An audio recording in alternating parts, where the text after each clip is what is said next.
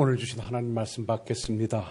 구약성경 시편 34편 1절로 마지막 절 말씀까지 되겠습니다. 구약성경 825쪽에 있습니다. 시편 34편 1절로 22절입니다. 제가 받들도록 하겠습니다. 내가 여호와를 항상 송축하며 내 입술로 항상 주를 찬양하리이다. 내 영혼이 여호와를 자랑하리니 곤고한 자들이 듣고 기뻐하리로다. 나와 함께 여호와를 광대하시다 하며 함께 그 이름을 높이세. 내가 여호와께 구하매 내게 응답하시고 내 모든 두려움에서 나를 건지셨도다. 그들이 주를 앙망하고 광채를 입었으니 그들의 얼굴은 부끄럽지 아니하리로다. 이 곤고한 자가 부르짖음에 여호와께서 들으시고 그의 모든 환난에서 구원하셨도다. 여호와의 천사가 주를 경외하는 자를 둘러 진치고 그들을 건지시는도다. 너희는 여호와의 선하심을 맛보아할지어다. 그에게 피하는 자는 복이 있도다. 너희 성도들아, 여호와를 경외하라. 그를 경외하는 자에게는 부족함이 없도다. 젊은 사자는 궁핍하여 줄일지라도 여호와를 찾는 자는 모든 좋은 것에 부족함이 없으리로다. 너희 자녀들아, 와서 내 말을 들으라. 내가 여호와를 경외하는 법을 너희에게 가르치리로다. 생명을 사모하고 연수를 사랑하여 복받기를 원하는 사람이 누구뇨? 내 혀에서 악을 금하며 내 입술을 거짓말에서 금할지어다. 악을 버리고 선을 행하며 화평을 찾아 따를지어다. 여호와의 눈은 의인을 향하시고 그의 귀는 그들의 부르짖음에 기울이시는도다. 여호와의 얼굴은 행악하는 자를 향하여 그들의 자취를 땅에서 끊으려 하시는도다. 의인이 부르짖음에 여호와께서 들으시고 그들의 모든 환난에서 건지셨도다. 여호와는 마음이 상한 자를 가까이 하시고 충심으로 통회하는 자를 구원하시는도다. 의인은 고난이 많으나 여호와께서 그의 모든 고난에서 건지셨도다. 그의 모든 뼈를 보호하시며 그 중에서 하나도 꺾이지 아니하도다. 악이 악인을 죽일 것이라. 의인을 미워하는 자는 벌을 받으리로다. 여호와께서 그의 종들의 영혼을 속량하시나니 그에게 피하는 자는 다 벌을 받지 아니하리로다. 아멘. 할렐루야. 우리 성도님들이 입에서 가장 많이 나오는 말 중에 하나가 할렐루야 그리고 아멘입니다. 할렐루야, 주님을 찬양합니다. 하나님을 찬양합니다 라고 우리는 늘 그렇게 인사하지요. 그래야 되는 이유는 우리는 하나님을 찬양하기 위해서 부름을 받은 백성들이기 때문에 그렇습니다. 상상할 수 없는, 사람으로서는 전혀 계산되지 않는 방법으로 하나님께서 우리를 선택하시고 불러 구원하시고, 그리고 우리에게 하시는 말씀이 그렇게 함이 다른 데 있지 않고 내가 너희들에게 베풀어준 그 은혜의 영광을 찬송하게 하려 합니다. 그래서 하나님의 나라의 소망을 두고 하나님의 백성 되어진 자들의 삶은 늘 하나님의 은혜를 찬양하는 삶이 되어야 된다.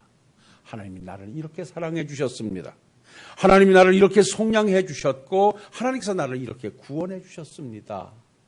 그 구원의 은 안에 십자가의 사랑이 있습니다. 십자가의 구속이 있습니다. 라고 늘 하나님의 은혜를 찬양하는 삶이 하나님의 백성된 우리들의 삶입니다.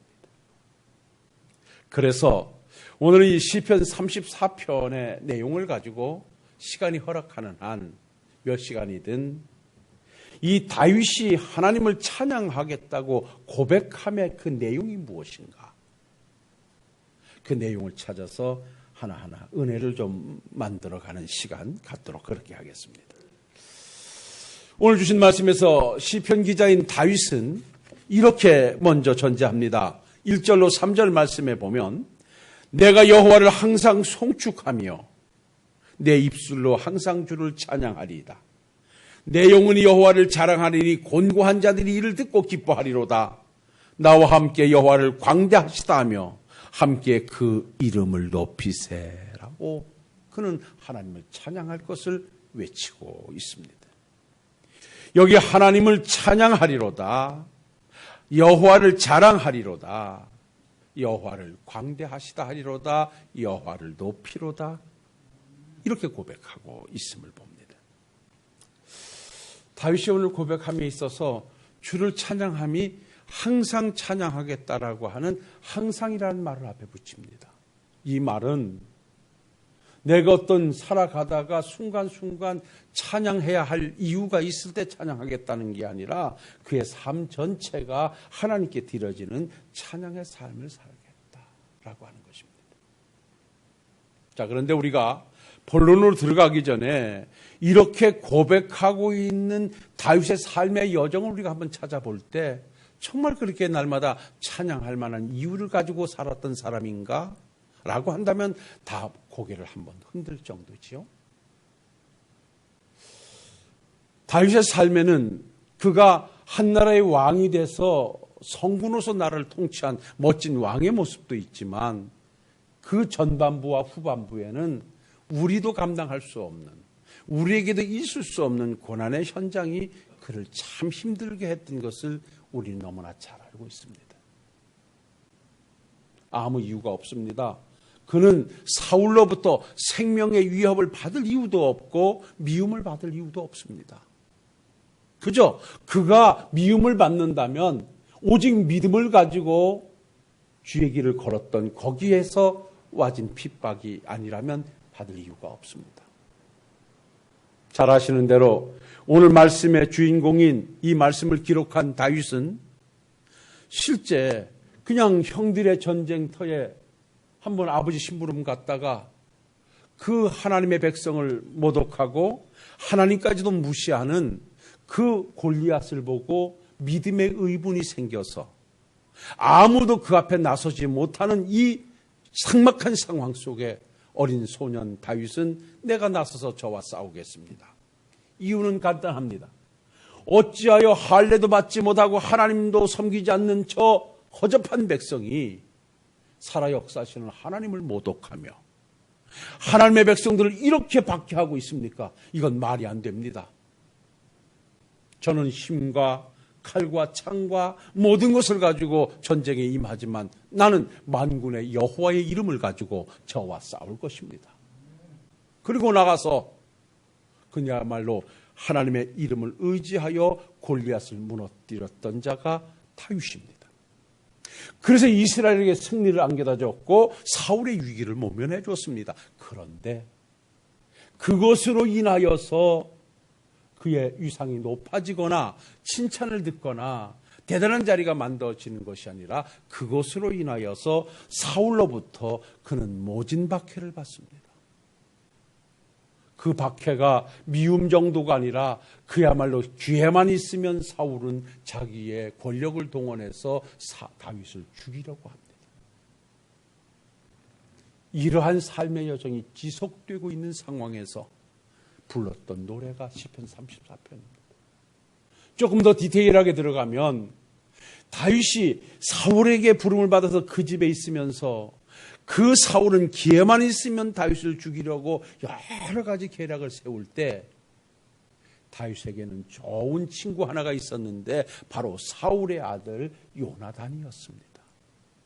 요나단이라고 하는 사울의 아들이 늘 아버지 앞에 직언합니다. 아버지요, 다윗이 무슨 잘못을 했기에 저렇게 죽이려고 합니까? 다윗 때문에 아버지가 위기를 모면하시지 않았습니까? 다윗 때문에 이 나라가 이렇게 건실하지 않습니까? 아버지여, 상을 줘도 모자란데 왜 죽이려 하십니까? 라고 아버지에게 직언하며 만류하지만 아버지는 그러한 아들인 요나단까지도 죽이려고 할 정도로 다윗을 미워했습니다. 요나단은 늘 아버지 옆에서 다윗을 해하려는 계획과 다윗을 추적하려고 하는 루트를 알아서 미리미리 다윗에게 알려줌으로써 다윗 하여금 생명을 유지케 해주었습니다. 그러던 어느 날 이제 많은 시간의 흐름 속에 더 이상 이 요나단이 다윗과 함께 서로 보호하며 지낼 수 있는 상황이 안 되었기에 서로 눈물을 흘리면서 헤어지게 됩니다. 그리고 다윗은 내가 반드시 형님께서 내게 베풀어 주시는 은혜는 갚을 것입니다. 요나단은 미안함을 표현하면서 다윗과 함께 헤어지죠. 이때부터 다윗은 더더욱이 어려운 현실을 맞게 되지요. 사울은 많은 군대를 동원해서 다윗을 잡으려고 하고, 그러다 보니까 다윗 주변에도 많은 군사들이 모이기 시작하는데 400명, 600명 모입니다. 그래가지고 굴 속에도 숨어 있어보고 바위 뒤에도 숨어 있어보고 하다 보니까 어느 날 다윗이 그 자기를 따르는 병사들과 함께 굶주려서 도저히 견딜 수가 없어서 제사장 아히멜렉을 찾아갑니다. 그리고 찾아가서 요구하기를 먹을 것을 좀 주십시오라고 합니다. 근데 아시다시피 성전에 바쳐진 성물, 그 떡들은 아무나 먹을 수 있는 것이 아닙니다. 그럼에도 다윗은 너무나 굶주려서 그 떡을 좀 주시오라고 했더니 아히멜렉이 잘 알고 있는 상황이라 너희들이 3일 동안 여자를 가까이 하지 않았다면 이 거룩한 떡을 너희에게 줄 것이다. 그래서 떡을 주어 그들을 먹게 하고 난 이후에 다윗이 무기를 좀 주십시오라고 합니다. 그런데 여러분, 그 아히멜렉 제사장이 있는 성전에는 다윗이 골리앗을 무너뜨리고 골리앗의 목을 베었던 칼이 간수되어져 있었습니다. 하나님의 영광을 찬양하기 위해서 봉헌된 칼이었습니다. 그런데 아히멜렉은 그것을 다시 다윗에게 줍니다. 그런데 문제가 여기서 생겨납니다. 그 자리에 도액이라고 하는 한 자가 있었는데 이는 바로 사울의 목자장이었습니다. 사울과 아주 가까운 측근이었는데 이 아히멜렉과 제사장과 다윗이 만나서 음식을 나누고 무기를 나누고 하는 장면을 이가 보고 이가 사울에게 직구할 상황을 보게 됩니다. 그렇게 되자 다윗이 두려워가지고 얼른 그 자리를 피해가지고 블레셋 가드로 도망을 칩니다.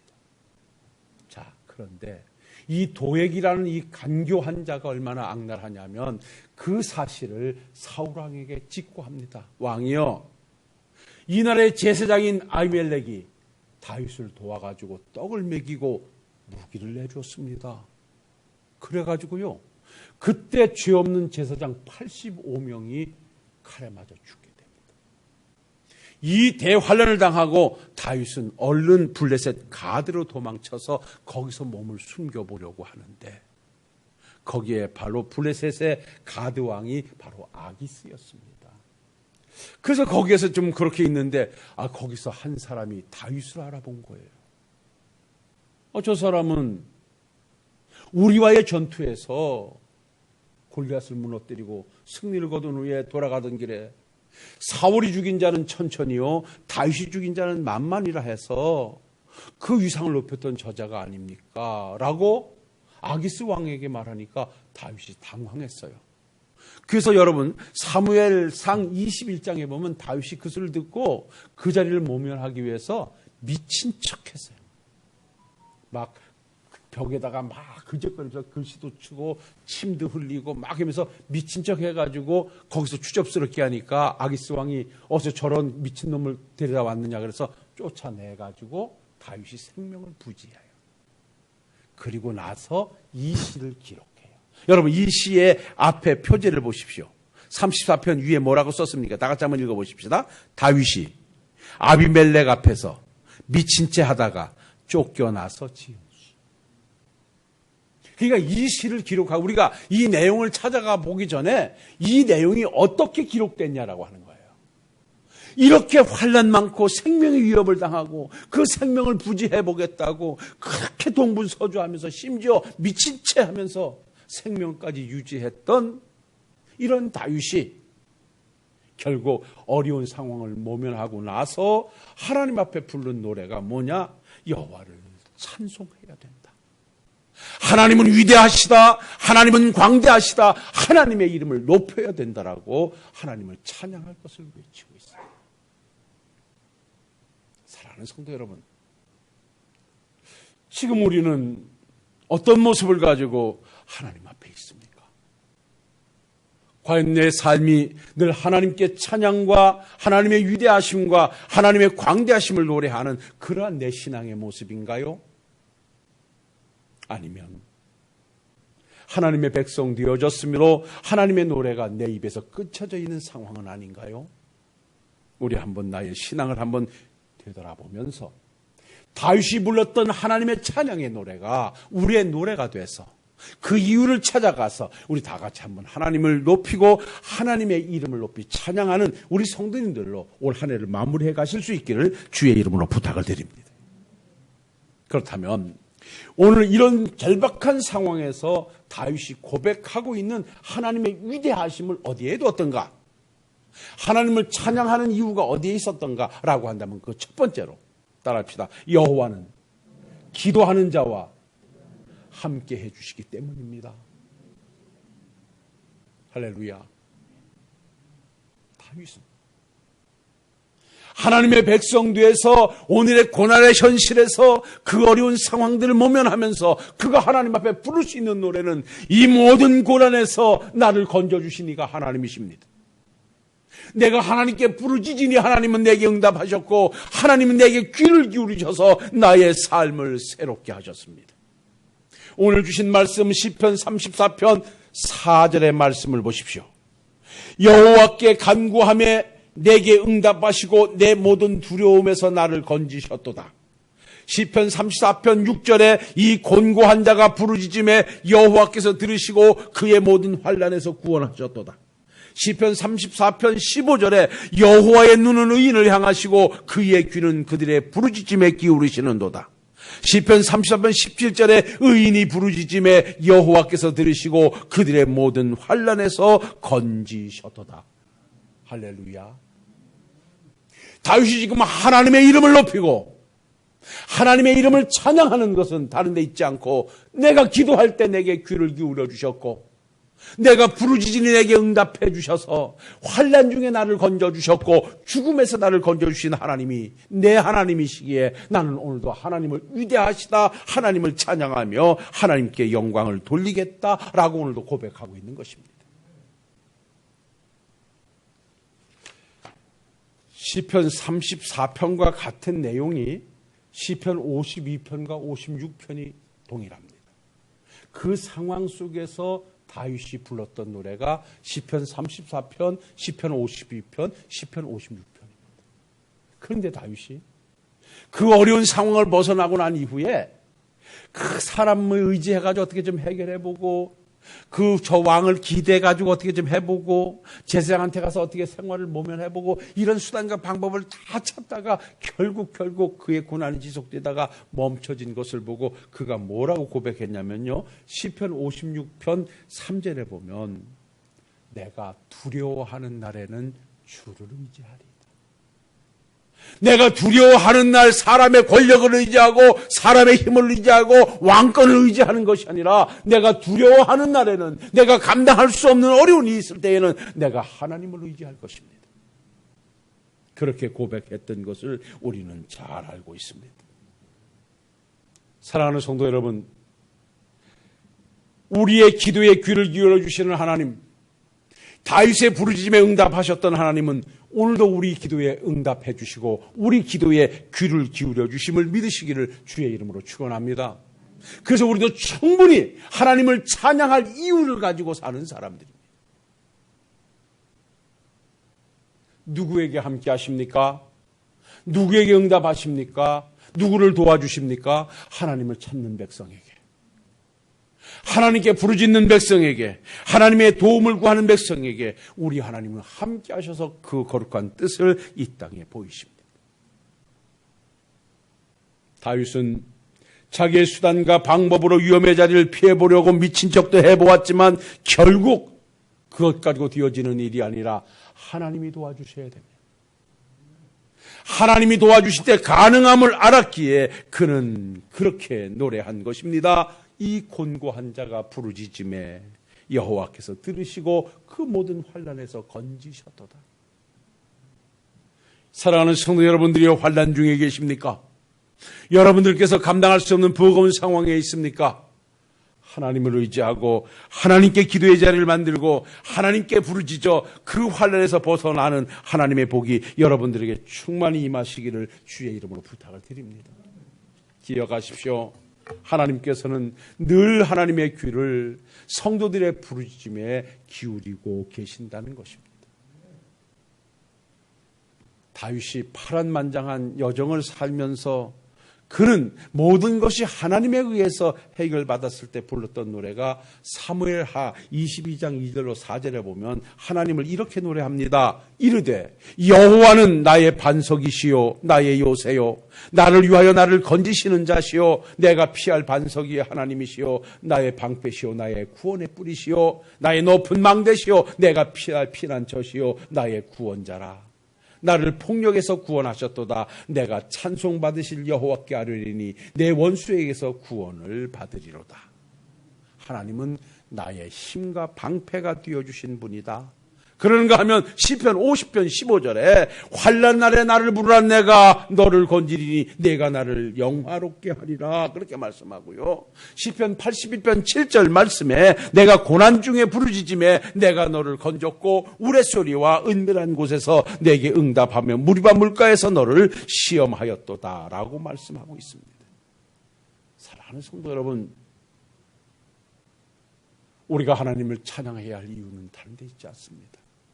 늘 우리들의 작은 신음에도 귀를 기울여 응답하시며 우리가 가는 길을 아시고 우리와 함께 하시며 우리에게 길을 내시고 환난에서 벗어나 근심 없는 삶을 살게 하시는 하나님의 거룩한 은혜가 우리와 함께 하고 있기에 우리는 오늘도 하나님을 찬양해야 됩니다.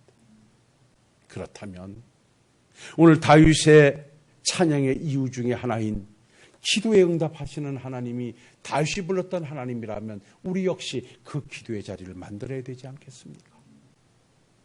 저는 여러분들에게 아침 메시지를 보내면서 첫 번 시작이 아마 기억하시는지 모르겠습니다만 기도는 응답입니다 라고 답을 보냈습니다.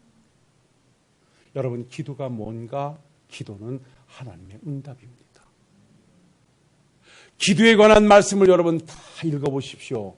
하나님께서는 내가 기도하면 응답하신다는 말씀으로 항상 기도라는 문제 뒤에는 응답이라는 답을 주셨습니다. 구하라 주실 것이요 찾으라 찾을 것이요 두드려라 열릴 것이다. 너는 내게 부르짖으라 나는 내게 응답하겠고 두세 사람이 모여 내 이름으로 기도하는 곳에 나도 함께하리라.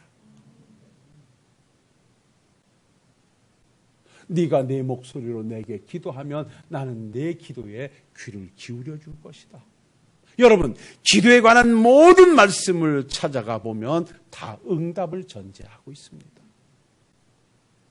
답이 있는데 문제를 못 풀 리는 없잖아요. 그런데 우리가 문제를 안 풀어요. 그 하나님의 응답이라는 답을 가져오기 위해서는 기도의 문제가 풀어져야 되는 거예요. 그래서 여러분들이요, 그 기도의 자리가 일상의 자리가 되어야 되는 거예요. 그래서 그 기도를 영혼의 호흡이라고 말씀드렸어요. 호흡은 중단되면 안 돼요. 불규칙해도 안 돼요.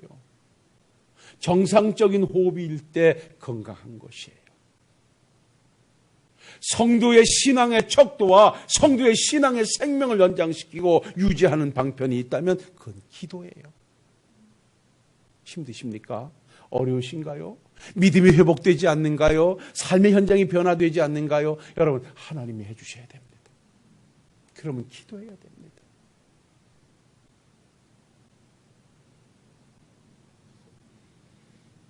기도는 하나님의 보물 창고를 여는 열쇠라고 그랬습니다. 하나님께서는 우리의 필요한 모든 것을 다 준비해 놓으시고 때가 되면 기도하는 자를 통하여 그것을 제공하십니다. 그래서 기도는 하늘 보고를 여는 열쇠라 그랬습니다. 기도는 하나님을 향하여 가지는 성도의 소원이라 그랬습니다. 그런가 하면요, 가장 중요한 것은 따라합시다. 기도는 하나님을 내 삶의 현장에 초대하는 것이다. 하나님, 나 할 수가 없어요. 여러분, 히스기야가 그랬잖아요. 사내립이 계속 공격해 오니까 그것을 막아보려고 여보시오 제발 좀 그러지 마시오. 사정도 해보고 머리를 조아려도 보고 조공도 맞춰보고 계속해서 우리가 심지어는 성전 기둥에 있는 금까지 다 뺏겨다 주면서 제발 우리나라를 좀 치지 마시오. 그렇게 애원을 해도요, 하나의 약점을 잡았던 이 사내립은 멈출 줄 모르고 계속해서 히스기야 왕을 옥죄어 왔습니다. 그때 이 히스기야 왕이 더 이상 감당할 수가 없어서 사내립이 보낸 편지를 가슴에 안고 하나님의 성전에 올라가요. 그리고 하나님 앞에 가서 그가 하나님 앞에 이렇게 기도합니다. 여호와여, 눈을 떠서 한번 보십시오. 하나님이여, 내 기도에 귀를 기울여 주십시오. 사내립이 살아계신 하나님을 비방하려고 보낸 이 글을 좀 보십시오. 지금 하나님을 자기의 환경에 초대하고 하나님을 찾아서 지금 아뢰고 있어요. 하나님, 내 힘으로 도저히 저 사내립을 어찌할 수가 없으니 하나님 아버지 좀 어떻게 좀 해결해 주십시오. 하나님만이 해주셔야 됩니다. 내 나름대로 수단과 방법을 다 동원했지만 안 됩니다. 하나님이 도와주셔야 됩니다. 마치 다윗이 생명을 유지하기 위해서 미친 척하면서 침을 흘리면서 벽에다 극적거리면서 그래서 모면해도 결국 무효만되지 않으니까 내가 두려워하는 날에는 사람 의지하지 않고 하나님을 의지하겠습니다 라고 고백했듯이 히스기야는 하나님 옆에 올라가서 나라의 위기를 놓고 기도하고 있어요. 하나님을 나라의 위기에 초대한 거예요. 하나님을 찾아간 거예요. 그때 하나님께서 그 기도를 보시고 그 초대장을 보시고 오셔서 하룻밤에 하나님께서 하늘 천사를 보내가지고 그 블레셋 군대를 쳐붙여버린 18만 5천 명이 하룻밤에 다 죽어 넘어가고 이스라엘에다가 대승리를 가져다 주셨던 것을 우리는 성경을 통해서 보고 있어요. 그리고 히스기야는 기도를 응답하셔서 함께 하신 하나님을 마음껏 찬양했던 거예요. 하나님을 찬양하시기를 원하십니까? 찬양하는 백성들이 되시기를 원하십니까? 이미 구원받은 백성으로 찬양의 이유를 가지고 사는 우리들이 날마다 하나님을 찬양하는 입술로 사시기를 원한다면 여러분들이 오늘부터 여러분들이 할 수 없는 일을 포기하지 마시고 낙심하지 마시고 하나님 앞에 기도의 자리 만들어 하나님을 초대하실 수 있는 여러분들이 되시기를 주의 이름으로 축원합니다. 오늘 우리 이종숙 권사님이 예배에 함께 나오셨어요. 2년 2개월 만에 나오셨대요. 나 죄송하지만 권사님 돌아가시는 줄 알았어. 그런데 우리 장로님, 권사님 날마다 하나님이 해주실 것입니다. 해주실 것입니다. 우리 장로님이 봉투 하나 들고 와서 하나님 앞에 하나님이 해주실 것입니다 라고 고백하면서 드리는 헌금은 한순간 종에게는 그야말로 침도 됐고 하나님 아버지 어쨌든 우리 장로님의 믿음대로 응답해 주셔야 됩니다. 우리 장로님의 기도대로 응답해 주셔야 됩니다. 우리 성도님들은 새벽마다 권사님의 건강을 위해서 기도해 주셨습니다. 그때 우리 권사님 지금 저렇게 앉으셔서 예배 드리고 계십니다. 할렐루야. 하나님을 찬양할 이유가 있습니다. 그래서 우리 장로님 오늘 떡 해오셨대요.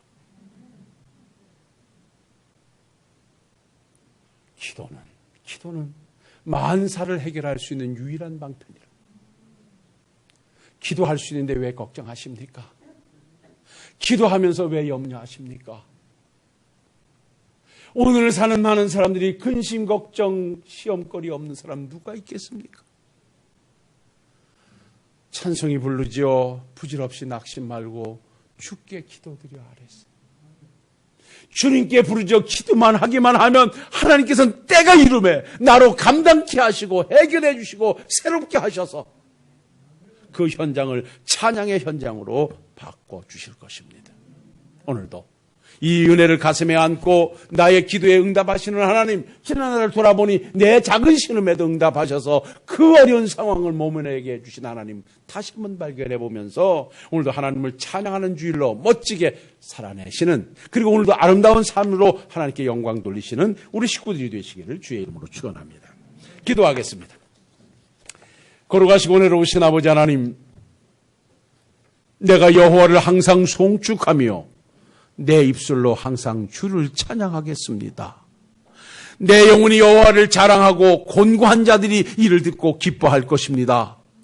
나와 함께 여호와를 광대하시다 하며 함께 그 이름을 높입시다 라고 외쳤던 다윗의 외침이 우리의 외침이 되기를 원합니다. 다윗은 파란만장한 삶을 살면서도 그가 하나님을 찬양할 수 있었던 이유 중에 하나는 나의 부르짖음에 응답하시는 하나님이 계셔서, 내 기도를 들으셔서 내 삶의 현장에 오셔서 그 모든 문제를 해결해 주신 하나님이시기에 그는 오늘도 하나님을 찬양하고 있습니다.